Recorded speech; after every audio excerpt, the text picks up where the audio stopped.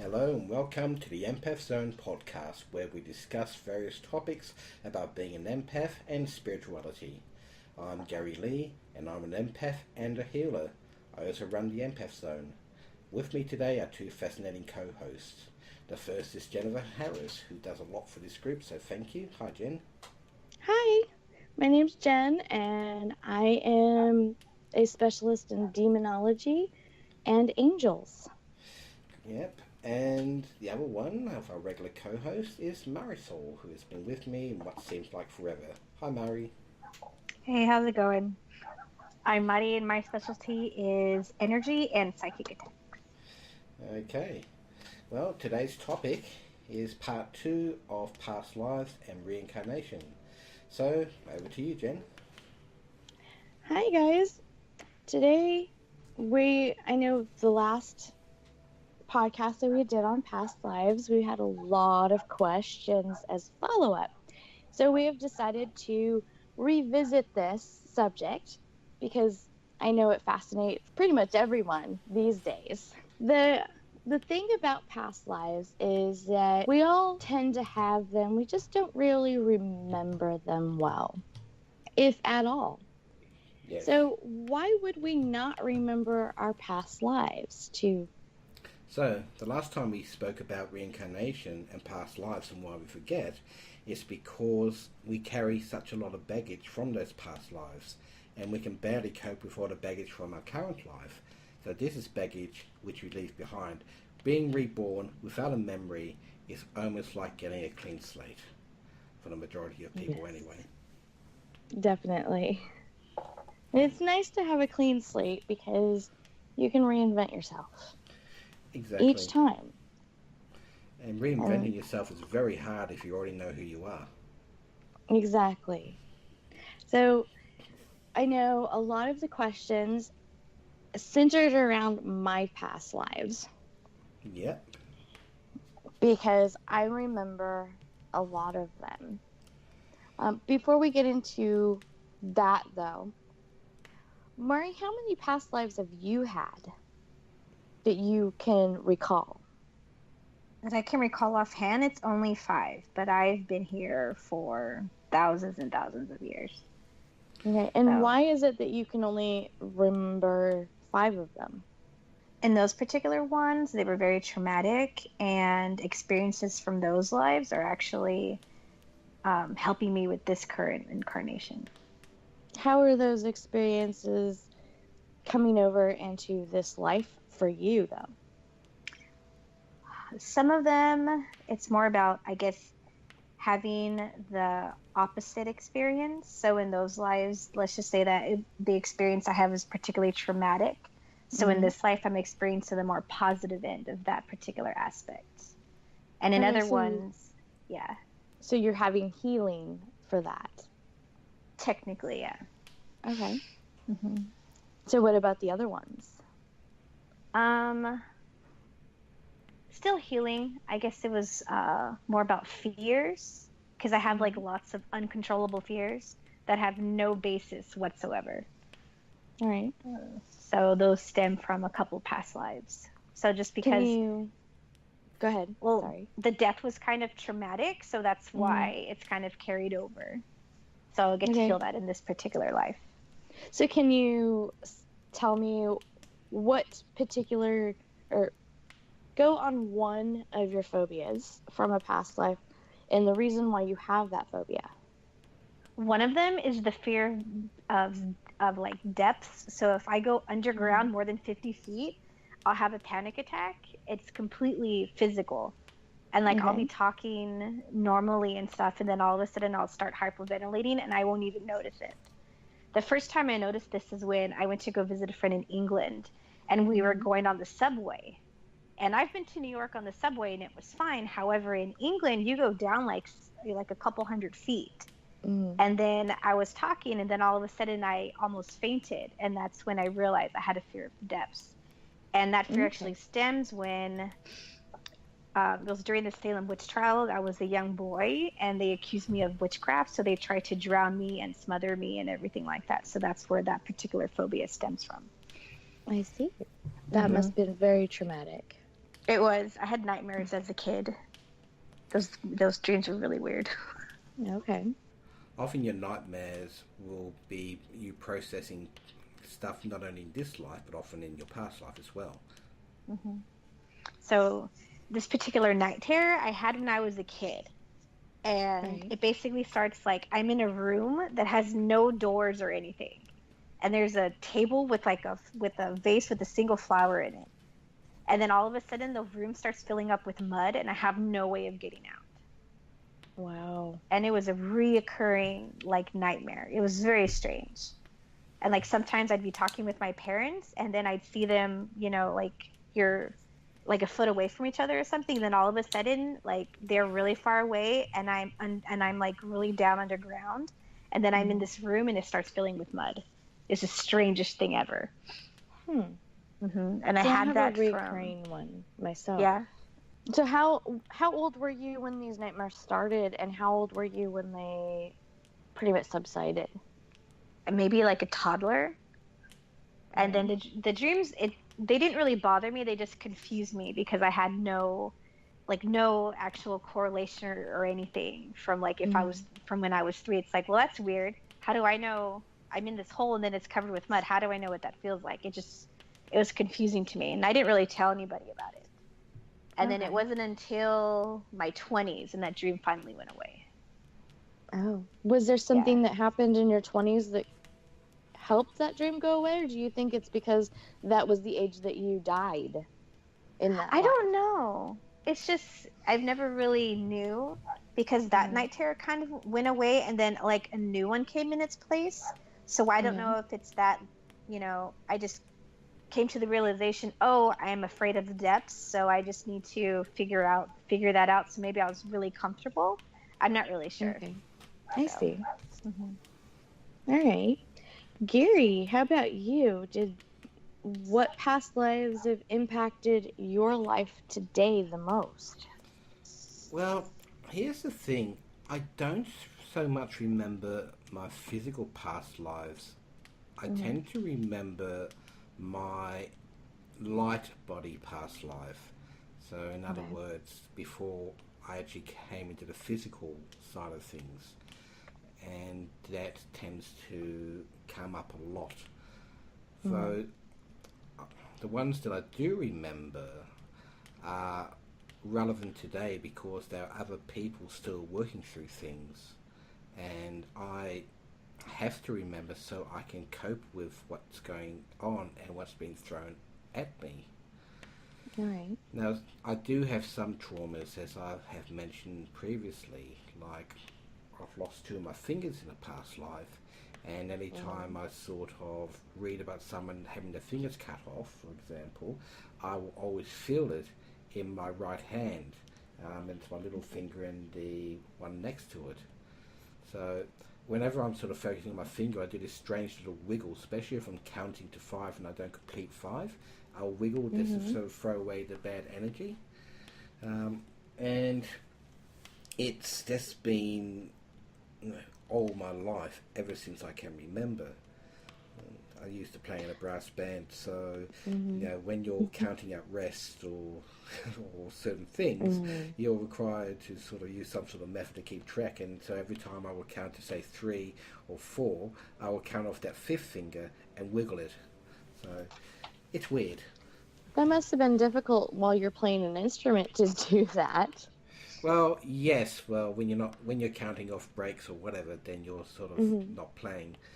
But the point is, it's a little quirk, and I remember reading, I think it's Philip Pullman's His Dark Matters, The Subtle Knife, where one of the characters, Will, got his fingers cut off, and that really affected me. And even though I thought the books were totally atrocious, that's my own personal opinion, that part just really got to me. Right. So, like today, if you would see somebody with a problem with their hand, or that would literally cause you physical, psychological pain. Well, great anxiety. It would be emotional anxiety and pain, because I would actually feel it. Okay. Now, like when you're not paying attention and stuff, does it feel like those two fingers are missing even now? Um, yes and no. I can still feel the injury, and I've Okay. been sort of working on healing that throughout my life. And those actual two fingers have had very bad eczema, but they're starting to really finally heal now. But Okay. it's one of those things where it always starts there. So, How long ago was this past life? Was it like your last past life, or was it like 3 or 4 ago or well, more? I am not too sure because I don't live my life in sequences. So it feels like about 4 or 5 ago. Okay. Yeah. So it's carried over quite a few lives then. It has, but it's only when you are able to incarnate with no memory of yourself that you can get the opportunity to finally heal something like that. Okay. See, with me, some of the ways that I've died in past lives have left such a traumatic mark on my life that when I was younger in this one, I had a lot of unexplained phobias. I mean, serious phobias. Send me into a panic attack, and I just sit and cry because it impacted me so badly. But now, I'm not as scared of certain things. But then again, I always, the last few years, especially, I figured that was at the end of this life. And I wasn't going to be around, so why bother with caring about that? Yes, well, when you feel like you've got nothing to lose, then that affects everything. And it's really interesting because most people will think, well, if you can remember your past lives and the fact that you're keeping being put into a new body every time you die, why would you fear death? Right. And simple answer is you do. yeah, well, Because I remember, you don't want to leave. and I remember asking Omen the exact same question because he was in the same situation as you. He was always being put into bodies against his will, and he said to me that he wanted each death to be meaningful. So Yes. I suppose it's like if you're playing, a really trivial way of explaining it. If you've created your own character in a role-playing game, you have put so much of yourself invested into that particular character that what happens to it actually is meaningful for you, and the same for our human lives. Well, with Omen, it was more along the lines of seed events. How much ripple can I make with my death? And that's how he felt. The bigger the splash that he made, the better off he felt about that particular incident. So instead of like going quietly into the night, it would be a spectacle. And then people along history will remember the spectacle and say, whoa, this guy martyred himself, or this guy did this, or this guy did that. Look at the way he died. Like the one poet that cut off his, or is it a poet? Yeah, Van Gogh. Artist. Painter. He cut his ear off. Yeah. Everybody remembers that. They don't really remember who he was all the time, but they remember the ear. Exactly. So it was something to make an impression that's lasting throughout history, and that was his big thing. I can understand that. I think we all want to leave a mark when we die. Most of us don't get that far, unfortunately. There's more and more people wanting to become famous, and people only can focus on so many things, no matter how many wonderful things are out there. Well, famous people, when they're on the big screen, 50, 100 years later, they're still showing these movies of these people. And so they are basically what we would call immortal, because people are still seeing them. They still know their names. They still can relate with them because they're on their TVs or computers or what have you. They're there.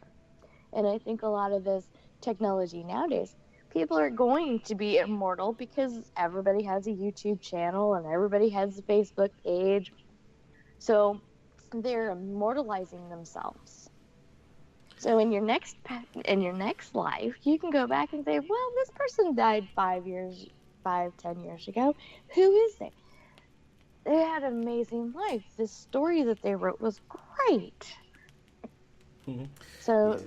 that carries on. It does, and if you can remember who you were in this day and age, or especially in your next life, it will be great if you can go back to your Facebook account if you are able to look those sort of things up. Or, Yeah, I could just imagine going back to my Facebook account and saying, what the heck is wrong with this person? yeah. It's like, really? I look like that? Okay. Yeah, I don't think I could bear to look at myself if I choose to come back. Still, it will be fun. And I really want to come back with more memory than what I did this time, because having to remember everything sucks and it takes so long. And it leaves you vulnerable to malicious forces. In our case, the three of us even, it would probably not be a very good idea to completely forget for as many problems as we're having with attacks and psychic attacks and stuff. No, it's cheating. You need to come up with no answers. Cheating. So are you going to come back, Mari, next life and forget everything? Probably, if I decide to come back. Okay. How about you, Gary? If I do that, I want an easier way to remember. I don't have a problem with forgetting, but it's nearly cost me many times because I trusted so many people who had malicious intent. And it never occurred to me that I would be a target for so many nasty beings who really would do nothing, be happier than to get rid of me or to corrupt me. Right. And corruption is really a big thing, because if something can corrupt a soul, then they can control that soul in a lot of ways. Yeah. Which brings us to the walk-in part of this is, walk-ins have a different respect for past lives. And with Omen especially, like the big splash deaths. Mm-hmm. It was his mark on the world. He could have done anything with his life, and he chose to make sure that he was remembered in each of them. And he goes to the next life and he remembers that life, and he's like, cool, let's do something in this life to make even a bigger splash. Yep, and some of his lives he actually did make an impact where even people are talking about him today. He's still in pop culture, even though that was centuries ago. And for me, however, I choose to live the quiet life. I didn't want a lot of fanfare, but the thing is that I never really was able to have a fanfare. I didn't have the lives like Omen or other people, like famous people. I was pretty much the pauper of the story, except for with 2 lives. That I never really made a splash with anything. People forgot about who I was, that I even existed afterwards. And a lot of that was because I didn't want to be remembered. I didn't feel like I needed anybody to know who I was. I didn't feel like I was worthy of being loved or cared for. And that's interesting. So, of course, each life, especially as you died very young in most of them, you would have not had any chance to really build up anything. Right. And you didn't really have the relationships that most people get. When I came to Earth in my first life, I woke up at 3 years old from a body that had been dead. Literally dead. Wow. And walked around, and this was a time where we had tribes, and so they thought that I was a freaking demon, that I had possessed a dead body and was walking around. Everybody was scared of me. They tried killing me. I think I was only like maybe 6 when I died, because they could not understand how a child that died came back to life and had this weird way of doing things. They just, that freaked them out. I think it would still freak out people today too, to tell you the truth. This life here, the young lady, Jennifer, she was 3 years old. And I remember the memories of this young lady. I remember her mother and the brother and everything. And when she was outside playing in the garden, there was a ghost. It was a guy in a suit, and maybe 50, 60 years old. And he was talking to her and coaxed her over toward the swing set. And right where he was standing, he put his hand out. And as she took his hand, she was standing on top of a red ant hill. Wow. And it scared the ants, and she was covered in them. And my mother, she went out and got a water hose and started spraying these ants off. But when you get these fire ants wet, they bite more. And so before she was able to process what was going on, the old man took her soul out of her body and left. And that's when I came into this life. Whoa. That is really mind-blowing. Some lives I do remember the past or the life of the person, and sometimes it's like a personality issue. Mm-hmm. Like I can, my personality could clash with the other personality, which is most times why they leave first. It's always an empty vessel, except for one time. And that one was an adventure and a half, I will tell you that. Well, what do you remember about that? She actually was a shaman in training. And she was taught from a very, very young age how to process and speak to ghosts and spirits, and as a medium for this tribe. And I actually came in to her, and she accepted me, and we worked together as a unit. But I had a lot of personality traits that confused her. I didn't have a lot of emotions and stuff, and she had more of the emotional side. And so we clashed in a lot of ways. I mean, I felt like I was going to cry, and I would get angry because I was going to cry. And then she would get angry at me for not allowing her to cry. Wow. We lasted only about 10 years. I can imagine. So what happened in the end? In the end, that was the one that we were strapped to a raft and set on fire in the middle of the lake. Okay, so it was a pretty traumatic ending. Yep. And I think it was to release the spirits because they thought that she was possessed. Technically she was possessed, but they figured in that tradition that they would release the souls out of her body because she was so integrated with all these different, what they thought all these different beings. And so they had to release her in a way that was traditional and able to give her peace of mind into the ethereal.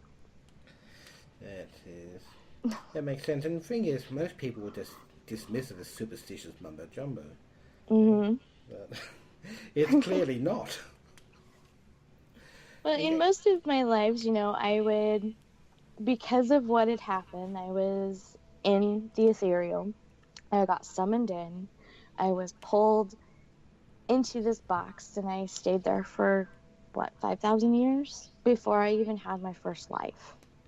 So I was completely confused. I had no emotions about anything. I didn't know anything about anything. And then I was thrown into a body. It was like, whoa, wait a minute. What is going on here? How long did it take you to get used to it? I'm still not used to it. Yes, I suppose I can relate, certainly. I've never quite got being human down myself, but... Well, a lot of it, the reason why I'm not really used to it is because a lot of it is I'm still seeing things as the ethereal. Mm-hmm. I still experience things as the ethereal. The other thing is that my ability to walk out of my body at any point in time and just leave it behind, I can go anywhere I want, whenever I want, as, astral travel, remote viewing, anything like that. And sometimes I wasn't even in control of it. I would just notice that my eyes would like cross and I was seeing a totally different scene than where I was. Yes.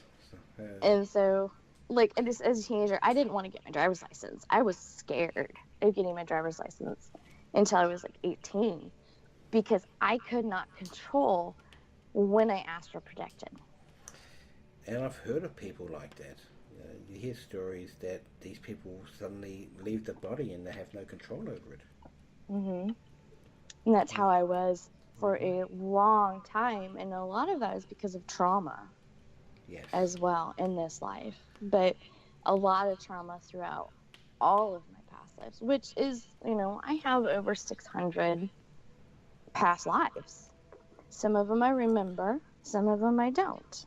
Well, I think that's sad because I certainly could not remember 90% of my life. In fact, I've kept a lot of journals and a lot of diaries, and when I'm reading about things, I think, good Lord, I never remembered that until I read it again. Mm-hmm. And with these lives, you guys are lucky. And I know a lot of people are like, oh, we want to know what our past lives are. My view of things, you guys are freaking lucky. So you don't have to remember it. Doesn't have to remember a lot of things. She has some hiccups, but she has the impressions and she knows she has to heal from it. But it's not there in her face, right? Mm-hmm. No, I made sure. That's like one of the big things that I just knew. It's really weird. Mm-hmm. And, both I just of you didn't actually, want that baggage. Yeah. both of you actually got to choose what lives you're going into, what you want to experience in the next life, where you want to go. You had that freedom that I never did. That's true. I was always told when to go, where to go, who I was going to be. I knew what I was going to do. I knew what my plan was because it wasn't my plan.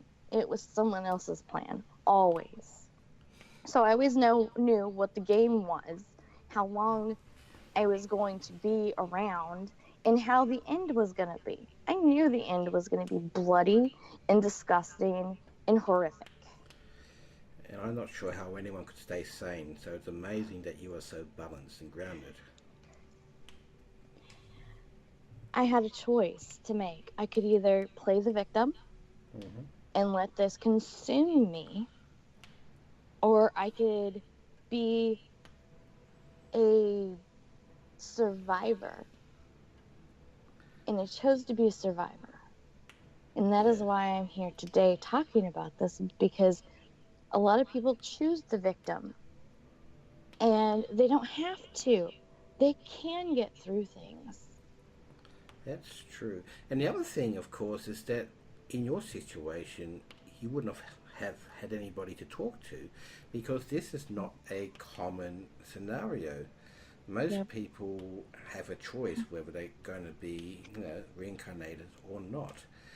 But I've only heard of 3 people which I've all spoken to, and it is so rare that I doubt that 99% of the world will think, my God, I can't believe this is true. Now, even for me, it would be pretty hard if I had not have had the experiences that I have. And people are probably thinking, well, how the hell do you meet 3 people, let alone 1? Right. But it's because of the reasons I'm here and what I'm doing and all the things I have done that it draws me to it. It's what I'm involved with.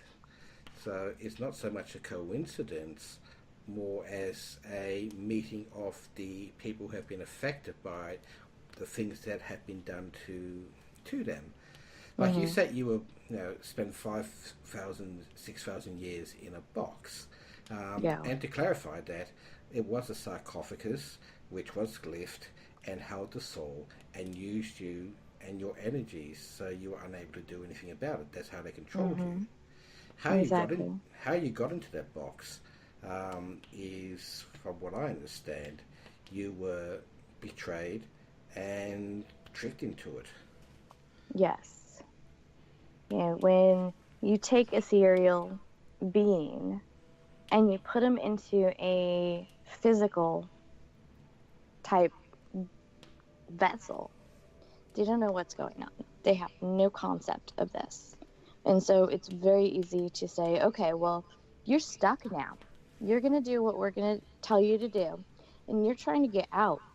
You're like continually trying to break free of this vessel. And so what the sarcophagus really was for was to contain it until I was able to say, screw it, I'm here. But I think it's also how they used to keep control of you in between lives. Yes. So every time you died, you would have returned there until they were ready to put you into a new body. And I have actually come across this several times myself. One was an experience with my soul daughter, who was trapped, had part of her spirit trapped in one of those boxes, and that was sort of watered by gems. And I had to spend about 2 or 3 hours fixing that and freeing her. This was while I was at work, so I was trying to do my job and also trying to work on the astral levels at the same time until I fixed it. I never forgot that because it was a very draining, intense experience. And there was another one where in my mind travels, when I was in my teens, I came across this spirit that was actually bound to a sarcophagus, and I chose to free that spirit, and that spirit left. Now I found out recently part of the reason she was in that box is because I had trapped her many centuries ago, because she had been trying to steal things which she had no right to steal. But she's been a bane in my life ever since, causing all sorts of trouble. So well, I can understand. She's probably still angry about that. Yeah, she was never on my side anyway. But speaking of anger, Mari, when was your first life with Gary? I know you guys have shared quite a few different lives. Well, it's complicated. Well, not really complicated. See, we've had, I guess it would be like spirit lives, where we didn't have a body, and then there are a few physical incarnations that we had together. The one that I know of, but I know there's a couple more, is the one where Gary lost his fingers, and I'm the one that chopped him off. Oh, okay. Yeah. He didn't say about that one. Yeah. There's something to rather not bring up. What? You have all 10 fingers now. What's the big deal? So Mari cut your fingers off. So what caused you to do that, Mari? I have no idea. I just know I was really upset, and I guess he needed to lose some fingers. I really don't remember. He was Barry was always angry. In fact, that angry didn't subside into the year 2000. Oh, okay. So even in this life, you had carried over a lot of anger. Just a little bit. It was tiny, like 2%. 2% plus 98. I remember both of you in different past lives. I never really had both of you in the same past life. Like when I was in a monastery when I first met Gary, and he took me under his wing, and I was called him Father. And with Mari, she was like a sister in a temple where we were both priestesses. Yeah. And so we knew each other, but we didn't know each other. It's in weird. that life. Yeah. Yeah, that's one of the things. And when you do remember past lives, and this is one of the nice things about proof of reincarnation, you meet people who also remember things, and you reminisce about things that happened thousands of years ago. Even though you can't remember them physically, you sort of remember them as impressions. And you know, we'll be talking about, do you remember this and do you remember that? And it's like a real weird reminiscence. And it's like you've sort of just shared that sort of bond with someone. Yes. So...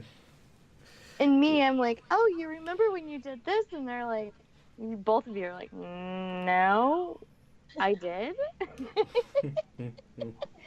And obviously it left an impression on me, because otherwise I probably wouldn't have remembered it. The way I remember things is either someone asks me a specific question and I'll go back and recall it, or if it's at the surface, which means it was a very strong impression left or strong memory left to carry over. Otherwise, it's like, well, you know, if nothing happened in the life I lived for 2 years, I wouldn't remember that one as much as I would one life that I lived 10 years and something amazing happened or totally horrific happened. Yeah. And that's, you know, even normal for a normal life. Some years you just don't remember because they were very unspectacular. Right. And so you're going through your lives and you get certain lives that leave a lasting impression on you, and some of them are like, meh. I'll remember, like, yeah, I had that past life, but it wasn't anything special, so it's a whatever. So yeah, I think that's all we really wanted to sort of talk about today. There's certainly a lot more to get into, but that will take an entire podcast in itself. But Definitely. any final thoughts, Jen? Just be kind to yourself, because in your next life, you don't know what you're going to carry over. Yes, I'll agree with that. And it's really important that how you treat people today in this life, you know, when you die, you do not leave it behind. You will come back and continue on with what is going on, and until it's all resolved, it will continue. Doesn't matter if you die or not, it will. So be careful. Don't screw anybody over. Don't create karmic links. Don't be rude because you think it's funny. If the piper will come a calling one of these days. Mari, how about you? Yeah. Just give yourself time to remember, and you'll remember when you're ready. So no rushing things. Absolutely. Exactly. Okay. Well, thank you, both of you. I'm sure this has been a fascinating topic to listen to. And we'll be back the next week. So over to you, Jen. Next week's podcast, April 12th, will be how to cope with being overwhelmed.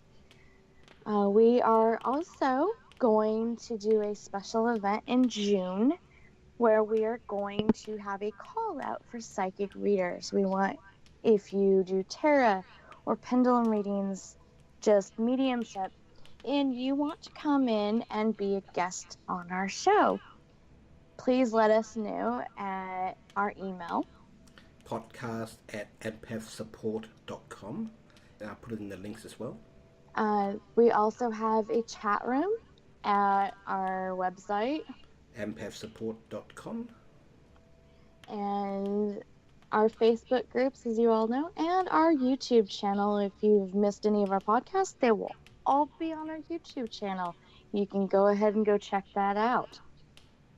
And don't forget, if you need one-on-one assistance, there is also help available there too. And if you want a reading by Gary Leigh, you can get a hold of him through the website as well. Yep, so psychicsupport.net or empathsupport.net. One of those two will get you there. And you all have a lovely day, and we will see you next week. Okay, bye. Hopefully you enjoyed this video. If you did, here are some others you might find interesting. If you have any thoughts, I'd love to hear about them. Leave a comment and maybe even a like. I rise like a phoenix.